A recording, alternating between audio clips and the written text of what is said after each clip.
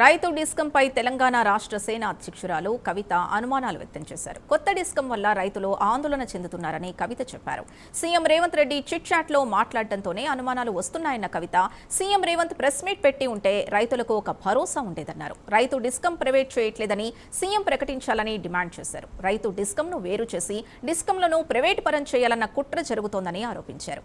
అదానీ, అంబానీలకు కేంద్ర రాష్ట్ర ప్రభుత్వాలు ఫేవర్ చేయాలని చూస్తున్నాయని అన్నారు. చేసి మిగతా 2 డిస్కామ్లను ప్రైవేట్ చేసేటటువంటి కుట్ర నడుస్తూ ఉంది. ముఖ్యమంత్రి గారు ఏమన్నారు చిట్చాట్లో, నేను రైతులకు 24 గంటలు కరెంట్ ఇవ్వకపోతే ఎన్నికలకు పోనని చెప్తున్నారు, మోటార్లకు మీటర్లు పెడితే ఎన్నికలకు పోనని చెప్తున్నారు.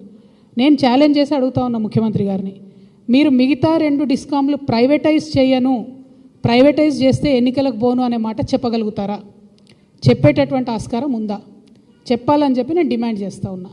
ఎందుకంటే నిన్న 2-3 రోజుల ముందు కేంద్ర ప్రభుత్వము ఒక కొత్త జీవో తీసుకొని వచ్చింది. జనరల్గా మనం రెన్యూవబుల్ ఎనర్జీ, సోలార్ ఎనర్జీని పెద్ద ఎత్తున దేశమంతా కూడా పెంచుతున్నటువంటి సందర్భంలో బ్యాటరీలు ఏవైతే ఉంటాయో, సోలార్ ప్యానెల్స్కి బ్యాటరీస్ ఏవైతే ఉంటాయో అవి తయారు చేసేటటువంటి పరిస్థితి ఇండియాలో చాలా తక్కువ కంపెనీస్ దగ్గర ఉంది. 1-2 కంపెనీస్, ఒకటి రిలయన్స్ దగ్గర, ఇంకోటి అంబానీకి ఉన్నటువంటి కంపెనీ దగ్గర మాత్రమే ఆ కెపాసిటీ ఉంది.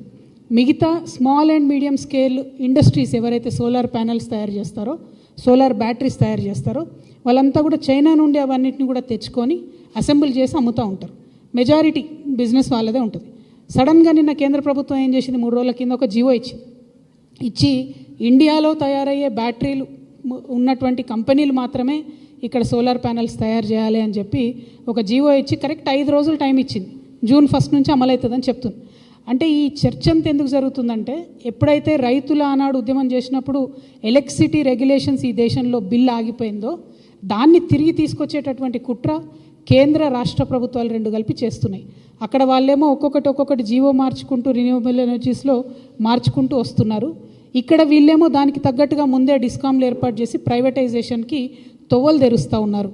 ఈ విషయాన్ని ప్రజలకు చెప్పడం ఒక బాధ్యత గల ప్రతిపక్షంగా నా బాధ్యత కాబట్టి నేను చెప్తా ఉన్నాను. అంతేకాదు, నేను బలంగా నమ్ముతున్న రైతు డిస్కామ్ వల్ల తెలంగాణ రైతాంగానికి